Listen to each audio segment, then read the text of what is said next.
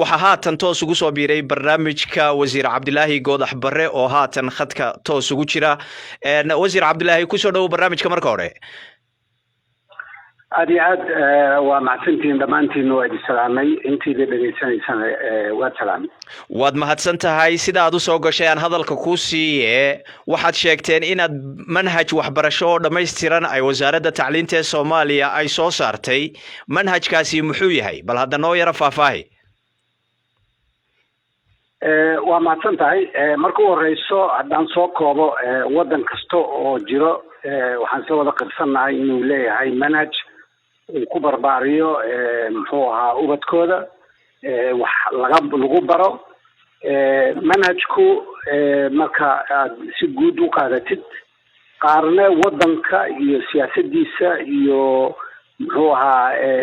diintiisa iyo dhaqankiisa ayuu ku salaysan yahay qaarna waa waxa adduunka lagula tartamo oo sida yani sayniska iyo xisaabaadka iyo wax noocaasa annaga manhajkeena waa manhaj dad khubaraa oo Soomaaliya ay ka shaqeeyeen muddana ay ka shaqeynayeen alxamdulillah hadduu soo gabagaboobay dariiqa iyo taariikhda uu soo maray waxa waaye wuxuu salka ku hayaa manhajkii hore intaan burbur ka dhicin muxuu ahaa dariiqa loo maray hadda kasoo qaba dadku waxay u haystaan buugga manhajka laga raacdaa laakiin buugga manhaj ma aha manhajka waa falsafada iyo muxuu ahaa siyaasadda ka dambayso waxa buugan ku qoran. aad iyo aad baad u mahadsan tahay sacaadata wasiir cabdilaahi goodax barre waynu u soo noqon doonaa faahfaahinta iyo wixii kale ee jira sida aad doonayso in dadka uga dhaadhicisabe bal hadalkan siiyo wasiir cabdilaahi maxamed xasan wasiirka waxbarashada ee dowlad goboleedka Puntland. sacaadata wasiir waxaa jirtay in aad taxafudaad ka muujiseen amaba aad si uga gowsadeegteen manhajkan cusub ee wasaaradda waxbarashada ee federaalku ay soo saartay. maxaad ku dhaliilaysaan eed ku diidantihiin? aad iyo aad baad u mahadsan tihiin laba cabdullaahina waa salaamayaa iyo wariyahaba iyo BBC-daba iyo dadka naga dhegaysanaya hawada manhajkan cusub anagu hawada iyo social media un baan ka maqalay cid lagala tashaday iyo cid loogu yeeday iyo cid reer Puntland ah ama eliitka iyo aqoon-yahanka reer Puntland ah oo ka qayb qaadatay dejintiisii ka qayb qaadatay baaritaankiisii ka qayb qaadatay shirarkiisii ka qayb qaadatay si kasta xataa samayntiisii baan ogeyn kaliya waxaanu ka maqalay social media iyo idaacadda in dowladda federaalka Soomaaliya wasaaradda waxbarashada hidaha tacliinta sare ay diyaarisay manhaj uu dalku leeyahay sida uu sheegay aqoon-yahan cabdullaahi oo qadar joogaana manhajku ama uu laga yaabo wasiirka waxbarashada laftarkiisa inuu sheegay manhajku maaha oo keliya buug annaga buwaag baa lasoo daabacay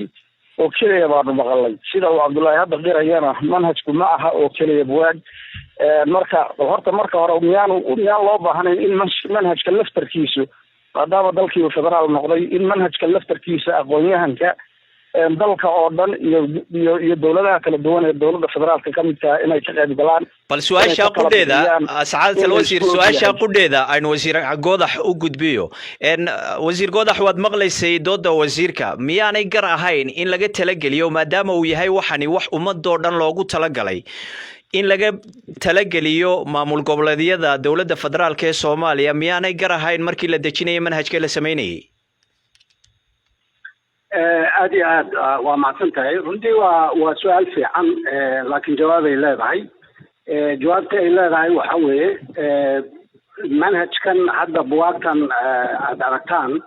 waxay salka ku haysaa shaqo soo bilaabatay 2012 2012 waxaa isku yimid dowladaha marka federaalka ka tirsanaa Puntland iyo muxuu ahaa oo markaa maamul goboleedka kaliya oo jira ahaa iyo galmudug oo markaa iyadana maamul goboleed ahaa laftirkooda muxuu ahaa pipeline-ka ku jiro iyo daladihii waddanka oo dhan baa isku yimid waxbarashada gacanta ku hayay markaa cid dowlad sheeganayso waxbarashada gacanta ku haysa ma jirin markii ay isku wada yimaadeen waxay ku heshiiyeen frameworkii muxuu ahaa manhajku oo lagu soo ururin lahaa waxay ku heshiiyeen muqararkii marka waxaa dowladda federaalka loo xil saaray inay bilaabaan inay muxuu ahaa bugaag u rogaan muqararkaas iyo muxuu ahaa frameworkaas marka fulintii un bay xukuumaddu qabatay baad leedahay aan ku dhameeyo dowladda federaalka waxaa la iskugu yeeray intii ay taladu kala dhexaysay oo maamul goboleedyadii oo dhan ah puntland ma aha muxuu ahaa manhajka keliya wax kasta oo dowladda federaalka hayso bal waa kaasi hal shay oo dowladda federaalka ay la wadaagto oo ay kala shaqayso ha jirto ka duwana manhajku imtixaanaadku kama duwana aad baad u mahadsan tahay wasiir goodax cabdilaahi goodax barre aad baad u mahadsan tahay isla su-aashaada lafteedaan weydiinaya wasiirka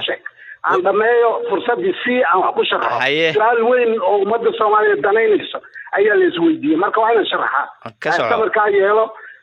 marka puntland hal shay ay kala shaqayso federaalka maba jiraba kanna kama duwana waa loo yeeray markhaati badan ay leedahay waa lagu marti qaaday si dadbadna way ula socdaan waxaaba xaggan ka aragnay waxa waa iska sheeka xariir iyo fadhi ku dir wax wanaagsan oo qurxan ayaa dhacay laguna marti qaaday ay diideen sidii waxa kaloo dhan u diideen waa mahadsantay waan gartay cabdilaahi maxamed xasan waad maqlaysay wasiir sida uu wasiirku eeddii idinku soo celiyey ah in wax kasta laydiin soo bandhigay oo aad idinku diideen waxaad diideen maxaad haatan aad u duraysaan meeshaanu ku diidnay wasiirku in manhaj soomaaliya loo dejinayo oo aanu ka qayb qaadano oo annaga naloo soo bandhigay iscadayntii dee wasiirka laga rabaa anigu ma ogi meel lagu soo bandhigay warka aan hayaa waxa weeyaan manhajka puntland ay leedahay xilli ka hor baa la sameeyey wasiirku wuxuu sheegay 2012 in la isugu yeedhay cid puntlandna kamay qayb gelin waayo puntland iyadu manhajkeeda ayay hore u midaysay hore u diyaarisay puntlandna sidaa ogtii waxbarashadeedu dowladda federaalkana waa ka horreysay waana degsanayd manhajkeeduna waaba diyaarsanaa marka de meel loogu yeedhay puntland oo la yidhi ka qayb gala samaynta curriculumka dalka ma jirto aniga ogaalkay warkama hayo marka hore waxaa in wax la diyaariyo soo looma baahna horta in laysku raaco ujeedooyinka guud ee tilmaamaya waxbarashada loo dhan yahay iyo manhajka soo kama horeyso in la diyaariyo manhajka oo muujinaya nooca iyo muuqaalka ardayga aan rabno inaynu soo saarno soo looma baahna in la diyaariyo muqararka soo looma baahna in maaragtay lala tashado qaybaha kala duwan ee bulshada culimada aqoon-yahanka suugaanleyda askarta dhaqaalayahanka saynisyahanka haweenka nabadoonnada soo dadkaas oo dhan looma baahna iyo dadka kale faraha badan soo looma baahna in lagala tashado manhajka intaasoo dhanba waa loo baahan yahay sacaadata alwasiir intaasoo dhanba waa loo baahan yahay aad carabka ku dhufatay laakiin wasiirku su-aasha uu inagu soo celiyey ee meesha taalla ee aan mar labaad ku weydiinaya waxa weeye wasiirku wuxuu yidhi ilaa 2012 baa talooyin socdeen oo ururada bulshada rayidka ee Soomaaliya oo dhan xataa qaar Puntland ka socda ay ka qayb galeen kulamo la doonayay in manhaj dalka loogu dhiso manhajka laga hadlayaa ma aha ka u gaarka ah ee Puntland ay marka hore lahayd waa kii qaranka waa la idinka soo qayb galiyay dad baa ka soo qayb galay buu yidhi waa nin weyn oo wasiiro odaya hadalkayna siinaya marka ma waxaad leedahay haddii xilliga aanad adigu wasiir ahayn Puntland lagama talagelinin arrinta oo dhan ma sidaasuu hadalkaagu u dhacaya يعني waxaan ogahay inta aan ka ogahay waxbarashada Puntland iyo manhajka oo hadda المحترم عبد الله goodax barre oo ka hadlayo oo runtii aan wanaag badan u hayo aan leeyahay anagu intii aan xafiiska joognay iyo ka hortoona meel ay ku cadahay in dowladda Puntland ay ka qayb qaadatay dejinta manhajka Soomaaliya anigu ma ogi ma hayo taariikhda وتعاد بعض ما تسنتي عبد الله محمد حسن وزير كوحبرشة دولة قبلت كبنتلان انتانا وزير قوضة هذا الكسينين بلان مركو النقضة دكتور عبد الله الشيخ هذا دكتور عبد الله لبدا وضيبه واد مغليس وزير هذا سيديو هاد لين وحاند مودا إنا إذا يسكو تورتوريان أذيقو سويالك سمينتا منهج كان قراني صوماليا محاد كأوكتهاي سيديبا الله صوب العبابي كولتهاي horta waan si fiican baan dhageysan labada wasiirba marka waxa kaliya oo aan isleeyahay waa lagu kala bixi karaa waa document la soo bandhigo oo la dhaho oo sheegaya tallaabooyinkii la qaaday la soo qaaday iyo meeshan hadda la joogo sidii lagu yimid aniga 2000 iyo sanad dugsiyeedkii 2014 ayaan diraaso macadka heritage uu sameeyey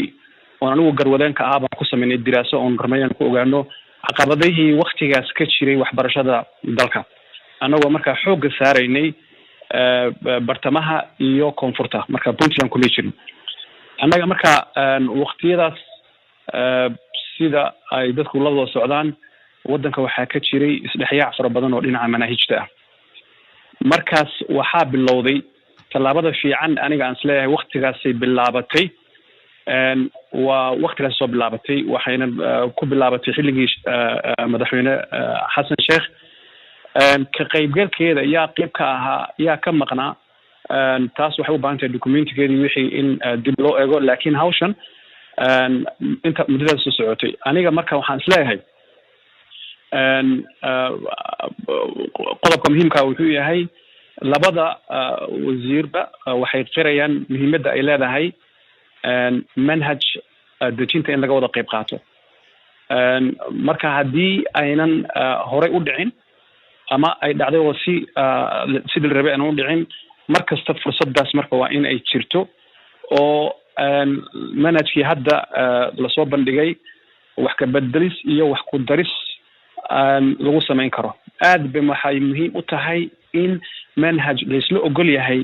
ummadda loo baro waa national waxa weeyaan waa manhaj qaran ma aha manhaj xukuumad ma aha manhaj maamul goboleed ma aha manhaj maaragtay si kooban maartaqana wuxuu soo bandhigaya waxaa loo baahan yahay innaga Soomaali haddaan nahay dhibaatooyin baa wadankan soo qabsaday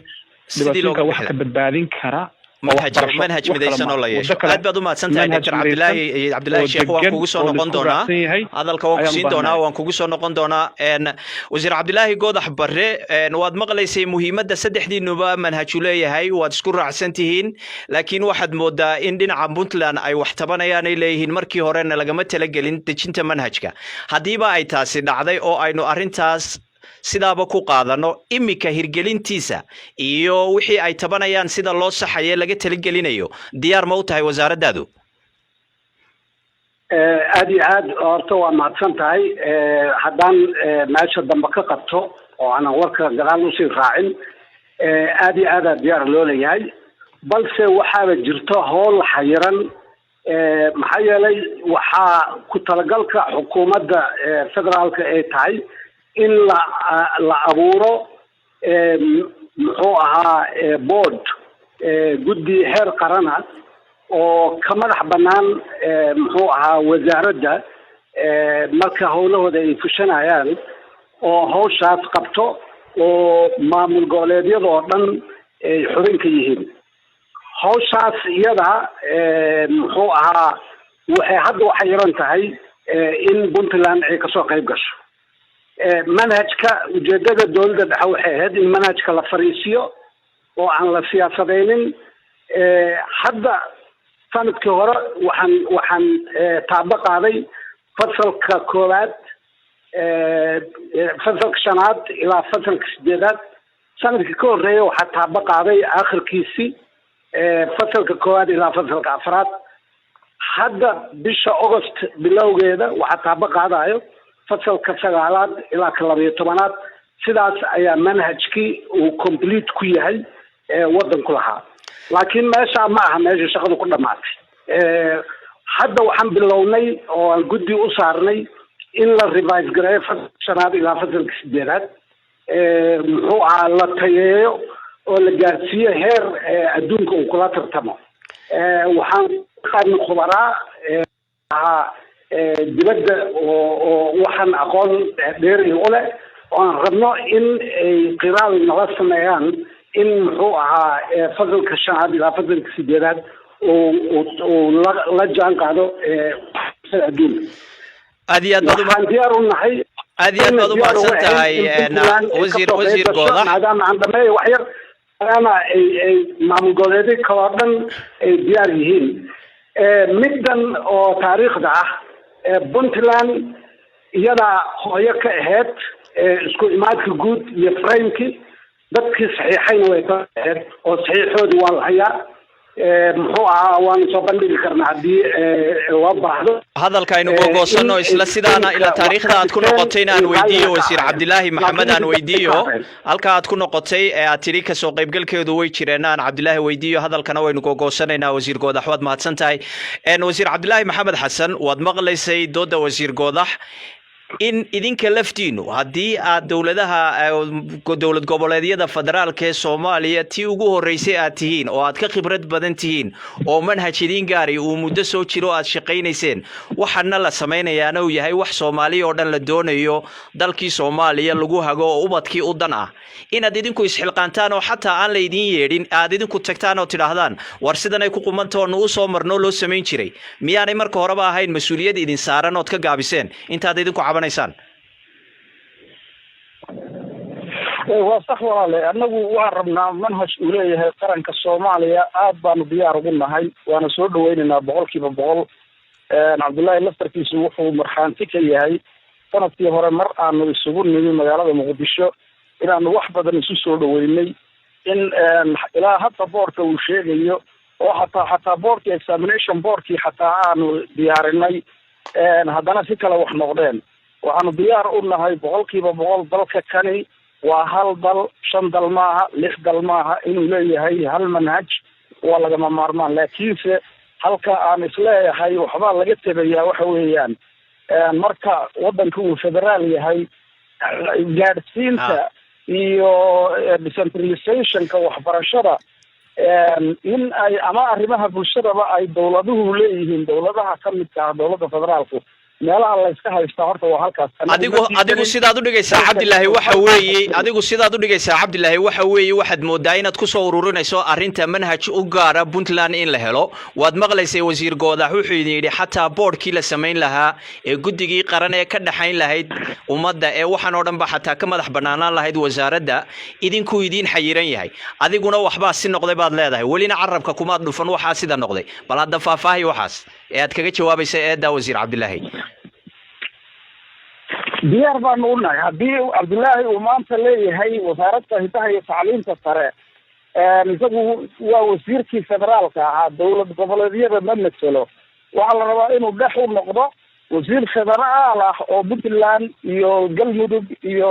dowladaha federaalka ah oo dhan sax u ah baa la rabaa inuu yahay inuu ahaado isaga waxaa la rabay inuu ka shaqeeyo dowlad goboleedyadu in ay uu kala shaqeeyo oo uu soo dhaweeyo runtii marka idinkuba waxaad doonaysaan manhajyo kala badan oo dowlad goboleed kasta manhaj gaar ah yeelata doonaysaa miya adiga sida hadalkaagu u dhacayo maya manhajka dalku waa inuu mid ahaada waxa la qorayo de kaale nagala shaqeeyo buu ku leeyahay wasiirka iyo maxaad la wareegaysaan diyaar baan u nahay laakiin waa goorma wasiirku hadda ka hor nooma sheegin haddana idaacadaas ka maqlaya iyo hadalkiisaasaan ku maqlaya inuu leeyahay sidaas maanaan maqal noloma soo sheegin hadda ka horna maanaan maqal waa idin xayiran yahay aad baad u mahadsan tahay wasiir Cabdilaahi Maxamed Xasan Dr. Cabdilaahi Sheekh Aadan waan u soo noqon doonaa haatan waxaan ku noqonayaa Cabdilaahi Goodax Barre wasiir waad maqlaysay sida uu u jawaabay Cabdilaahi Maxamed Xasan wasiirka waxbarashada ee dowlad goboleedka Puntland maadaama aad idinku tihiin xukuumadii federaalka wasaaradii dadkoo dhan u dhaxaysay marka horeba siyaasadiina idinka meel taala sameynta manahijtu ma waxa weeyaan in waxna lagu kala qaybsanaado oo dowlad goboleed kasta manhaj u gaar ah yeelato mise mid ummadoo dhan ka dhaxeeyo dalku wada leeyahay inaad sameysaan haddii ay sidaa tahayna siyaasadiina tacliinta ee waxbarashadu marka hore ma dhigaysaa inaad ka talagelisaan dadka maamulada federaalka haddii ay sidaa tahay ma la odhan karaa waad ka gaabiseen oo marka hore aad u aamusteen aad iyo aad horta walaalkay Cabdullaahi wasiir Cabdullaahi runtii nina aad ixtiraam ugu hayo waaye run waa nin bahda muddo ka tirsanaa muxuu ahaa aqoon-yahana laakiin kulley culeysyo anigu aanan qiyaasi karin haysto waana nin niyadsan qof ahaan intaan ogahay muxuu ahaa annaga diyaar waxaan u nahay anoo ku hadlayo weliba si kalsooniya horeyna waa u sheegnaa hadda macno ma samaynaysa daaniraana saasi ahayd laakiin waxaa xaqiiqa ah inaanan manhaj baaxadiisa intaas dhan tahay Puntland oo halkaa taagan inaanan lagalana tashanin warna usoo ogeyn laga qariyo yani inaysan taa dhicinin carruurta yaryada Soomaaliyeed ayaa og laakiin waxaasoo dhan isku fuuqsanayo waxaan diyaar u nahay next week in wasiirada waxbarashada idil ay Garowe wada tagaan oo manhaj ka wada hadlaan wixii yaallo buug kasta oo manhajkaas kamida taariikhu leeyahay consultationskii la sameeyey ayaa ku xiran muxuu ahaa dadkii qoraya ku xiran dadkii edit garaya ku xiran dadkii clear garaya ku xiran ilaa wasaaraddu tiraahdo waa buug lagu dhaqmaayo oo mataqaana dekreetadii wasiirka ay ku xiran tahay waxaasoo ididaa loo geynaya muxuu ahaa ha ka tala bixiyaan waa living document waa wax mar walba socdo u baahan in laga shaqeeyo shaqada ku xigto roolka ugu weynaa ha qaataan hadda midda aan wadna ha la wareegaan laakiin Puntland la yiraahdo wax gaar aan leenahay inta kalena waxa way dhagaan ka qabsanaynaa waa wax laga fiican yahay waan gartay Cabdilaahi mar labaad baan sacaadatul wasiir su'aal kale aan ku weydiinayaa waad cadeysay arrinta diyaar inaad u tihiin waad cadeysay su'aal kale aan ku weydiinayaa mar haddii Puntland ay taagan tahay manhajkan dejintiisii iyo qoraalkiisii nalagama talagelin mana aqbalayno idinkuna aad leedihiin waa manhaj dalkoo dhan loogu talagalay sidee buu uga hirgelayaa dugsiyada deegaanada ay xukunto maamul goboleedka Puntland waa maadanta waa su'aal runtii aad u wanaagsan horta ma waafaqsani fikirka ah nala kama taxgelin waxa xaqiiqa waa nala ka taxgeliyay laakiin waa diidnay waa qaadanaya laakiin nala kama taxgelin nama qabato maxaa yeelay waa laga taxgeliyay bilowgii hore ilaa meel dhexe ooga hareen waxay uga hareen iska siyaasad ahayd waa tahay culusaana loo qabtay haddii hadda ay ku soo biiraan waxa aad u qurxun ba si dhacay maan waxa laabay ma jiro haddii ay iyagu leeyihiin imika nalagama talagelin adnaad leedahay waa laga talageliyay oo way diideen xataa hadiiba ay diideen oo aynu taada raacno tiri waa laga talageliyay laakiin kamay soo qayb gelinay iyaga iska maanacay oo diiday miyaan waajib idin saaran ahayn inaad sugtaan oo aad iyaga maslaxdaan sidii ay uga soo qayb geli lahaayeen ilaan wax la wada leeyahay baad doonaysaan inuu soo baxee qudhiinu inaad degdegteen oo aad talada maroorsateen miyaanay muuqanin waa maadsan tahay runta waa fiican tahay laakiin haddee ummadda Soomaaliyeed oo dhan Puntland ha u xayirnaato caqli ma aha taa laftirkeeda muxuu ahaa wax yani hadda xaq oo lagala cararay oo ay maanta ku waayeen ma jirto waa iyagaas kule waxbaan haysanaa annagu ma aaminsanin inay wax haystaan oo manhaj ka shaqeeya meeshaas inuu jiro annaga ma aaminsanin xogtaan hayno wasaarad ahaan waxaan aaminsanahay wax yani iskuul walbaba wax gaar asigu ah iyo waxaan manhaj aan ahayn inay ka socdaan oo ummaddu meesha lugooyo ka haysato laakiin hadda maamulkii federaalkii aan noqday muxuu ahaa enforcementna waa adag tahay laakiin waxay doontaa ha noqotee haddii ay la bahoobayaan ummadda Soomaaliyeed shalayna kama xireen haddana kama xireen maanta hadday yiraahdaan biritaan ka qayb galaynaa Garowe noogu imaado waa u tagaynaa marka laakiin qof aan xirin inay ummadda Soomaaliyeed wax la qaybsadaan waa adag tahay in laga dhaadhiciyo ama loo fadhiyo aad baad u mahadsan tahay wasiir Cabdilaahi Goodax Barre waan ku siin doonaa hadalka aynu qaybsano waynu badannahay bal aan haatan hadalka siiyo Dr. Cabdilaahi Sheekh Aadan Dr. Cabdilaahi waad maqlaysay labada wasiir Cabdilaahi ba siday u hadlayeen doodooda laakiin waxaad is oran kartaa hadaladooda waxa ka dhex muuqda hadallo siyaasi ah oo khilaaf siyaasi oo jiray bay si ugu lug leeyihiin marka ma muuqataa inay labadooduba ay siyaasadeynayaan mustaqbalkii ardayda Soomaalida ah ee ay ahayd inay helaan manhaj ay ku midowsan yihiin oo taariikhdooda iyo dhaqankooda iyo diintooda iyo Soomaalinimadooda bara in ay maamulkii la siyaasadeynayo waa su'aal fiican walaal waxaan isleeyahay labada wasiir isfaham la'aantooda horta waxaan soo dhaweynayaa fikradda iyo diyaarnimada uu yahay wasiir Cabdilaahi Goodax in ay boardna la sameeyo manhajkana dib eegis lagu sameeyo manhajkan hadda uu soo baxay aan daadino mataqaana aan mid kala samaysano waxaan aniga lama quruxsano wixii ka khaldan in la saxo ayuu mudan yahay meel fogna waa ka yimid aniga marka khilaafka u dhaxeeya dowladda dhexe federaalka iyo dowladaha xubnaha ka ah wuxuu salka ku hayaa dastuurkan ama constitutionkan qabyada ah ee waddanku leeyahay runtaas yani arrintu waa saas maxaa yeelay dastuurkaas oo qabyadan constitutionka ah ayaa wuxuu siinayaa awood buuxda wasaaradda waa qodobka 30 awood buuxda wuxuu siinayaa wasaaraddu in ay manhajka garwadana ka ahaato samayso hawlahaana ay sa u liir garayso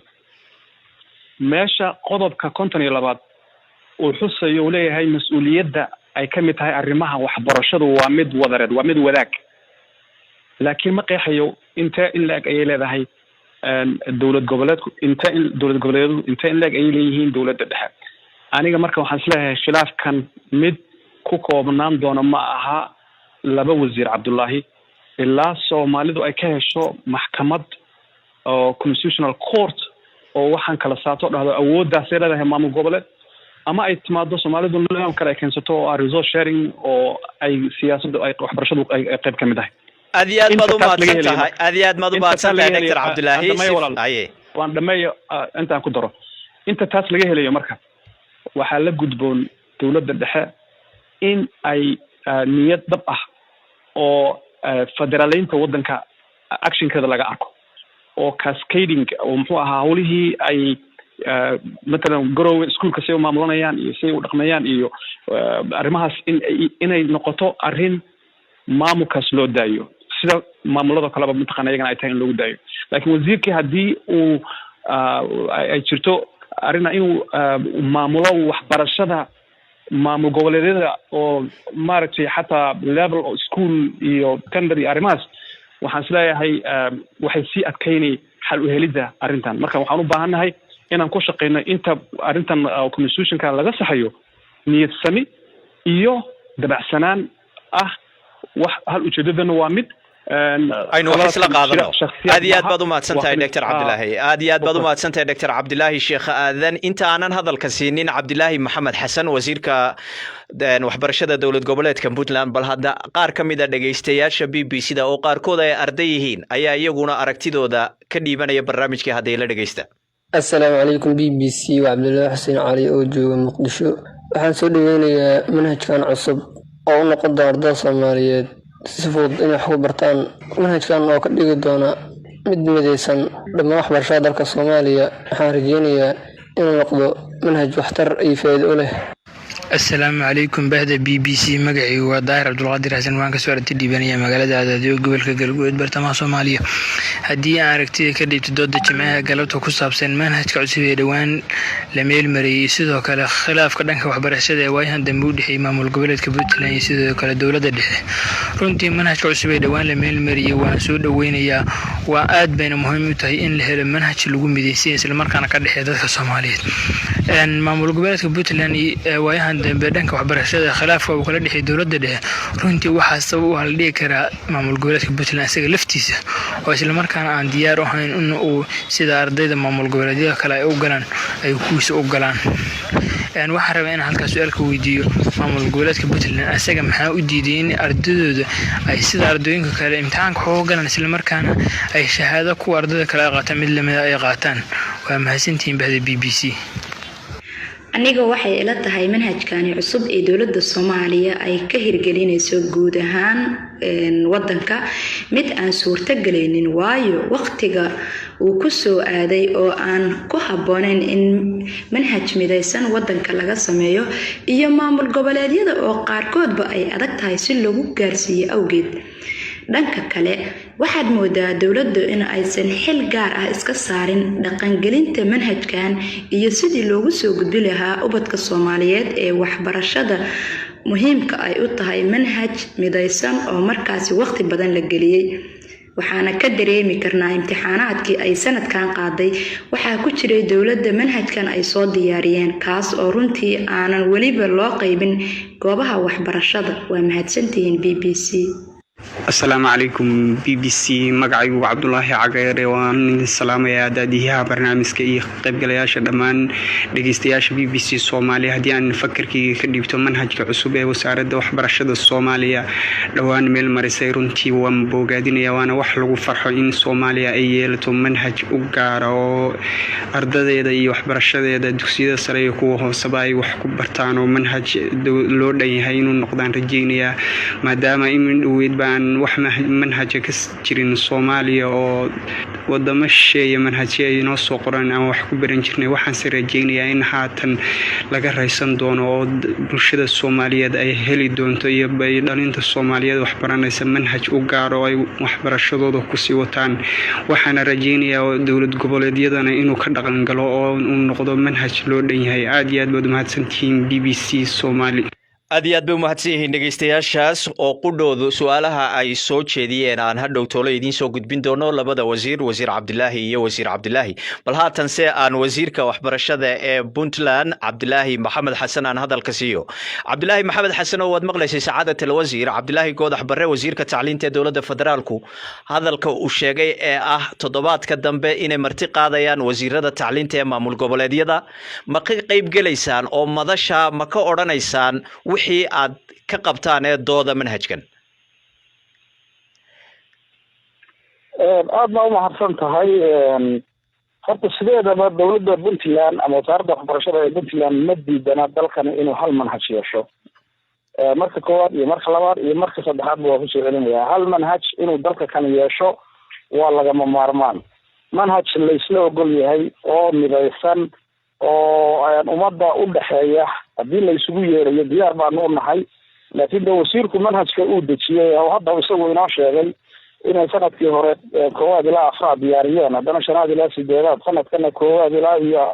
12aad dugsiga sare ay diyaariyeen already waxay ku xuqirayaa marka inuu manhajka already diyaarsan yahay oo sidaas uu rabo inuu ku dhaqan galo kaas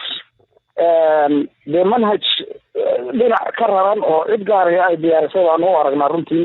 laakiin haddii uu wasiirku leeyahay manhaj dalku uu leeyahay dowlad goboleedyada dowladda federaalkuna ay dhexdhexaad ka tahay in la isugu keeno oo la dejiyo oo dalka kan manhaj loo dejiyo waa lagama maarmaan waa tegaynaa diyaar baan u nahay meeshii lagu qabanayaba waa tegaynaa laakiin waxay u baahan tahay shaqo adag waxay u baahan tahay dadaal dheer waxay u baahan tahay aqoon-yahankii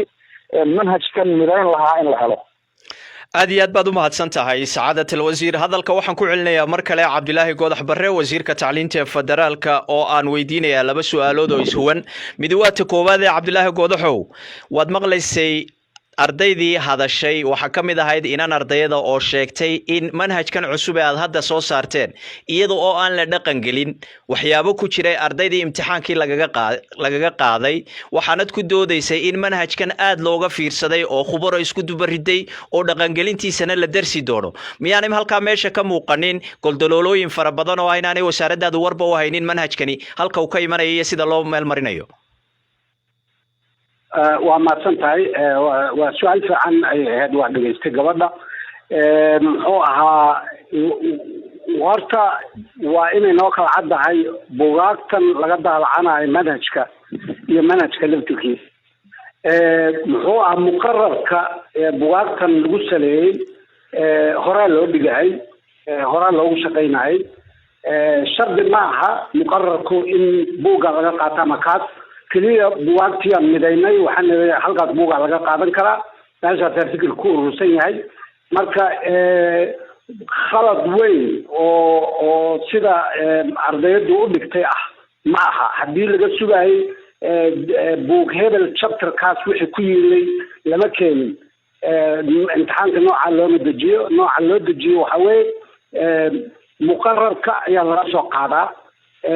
ilaa hadda imtixaankii u dambeeyay oo fasalka afaraad dugsiga sare wuxuu ahaa ilaa fasalka koowaad ilaa fasalka labaad miisaanku waxa u kala bato muqararkeenu ku salaysan tahay bugaagta kuma salaysna marka ishana waa ku haynaa haddii meeshaas qalad ka jiro ardaydaas maaha qofka u horreeya commentigaasaan ka maqleyna ardada iyo annaga aadaan iskugu duleelnaa marka waa wasaaradda khubaradeeda iyo maamulkeeda ishay ku hayaan imtixaankaas sida muxuu ahaa result uu kusoo baxo waa arkayna insha allah.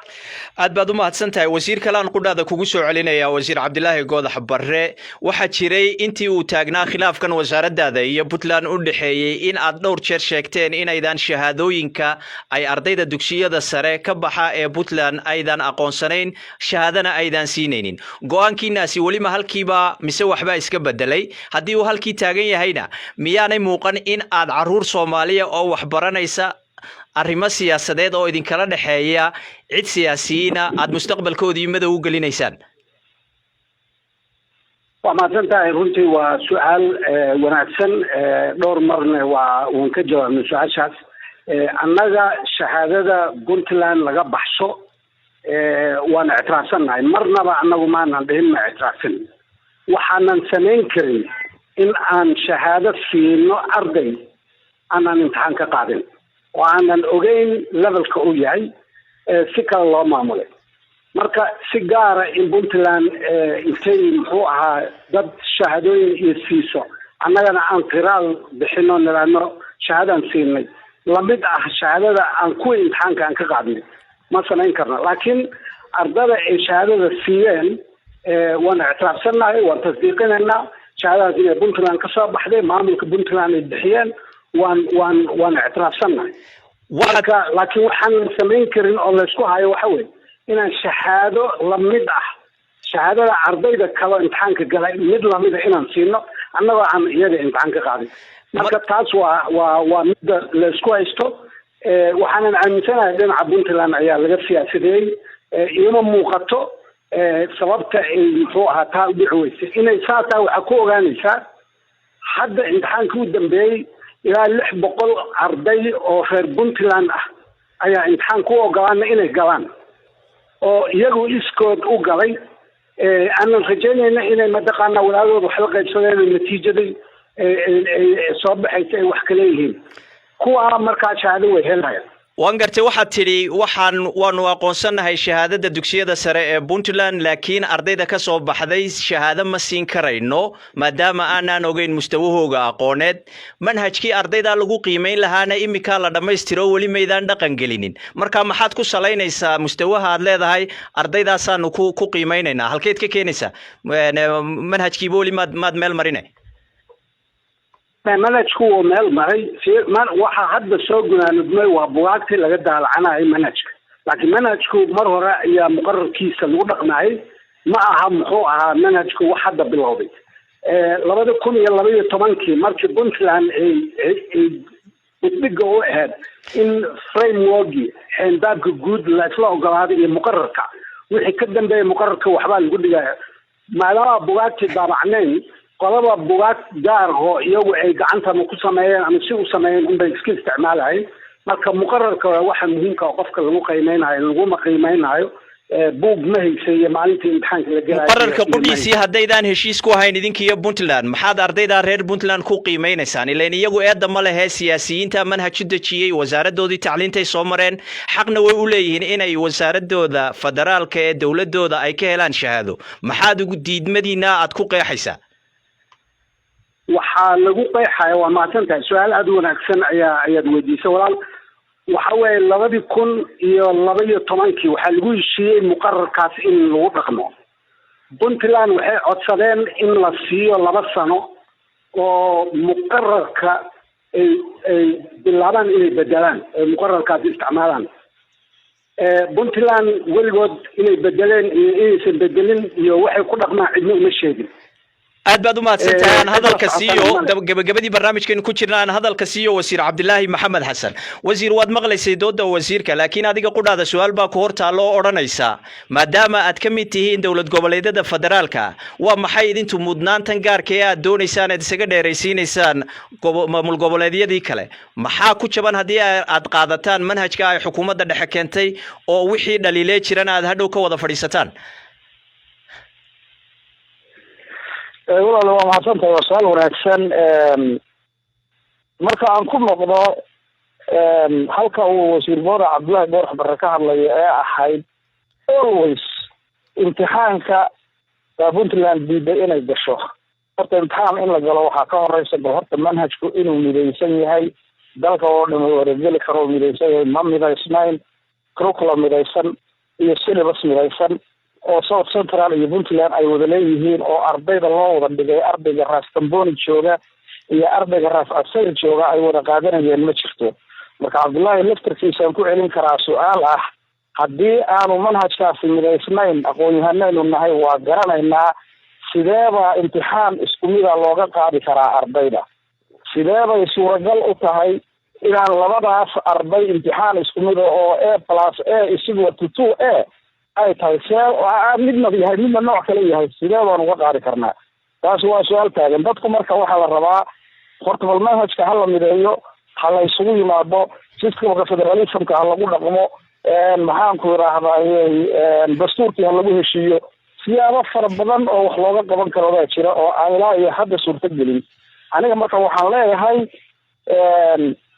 dowladda Puntland cid iskama sarraysiin laakiin Soomaali oo dhan way ogtahay Puntland aqoonteeda iyo waxbarashadeeda inuu wasiirku yaso oo uu hoos u dhigo oo uu yiraahdo Puntland waxa lagu baranayo anagu ma naqaan adduunka ay qiimaysan tahay ardayda Puntland adduunka oo dhan bay wax ka barataa jaamacadaha adduunka ay joogaan muqdisho laftarkeeda ay jaamacada ka dhigtaan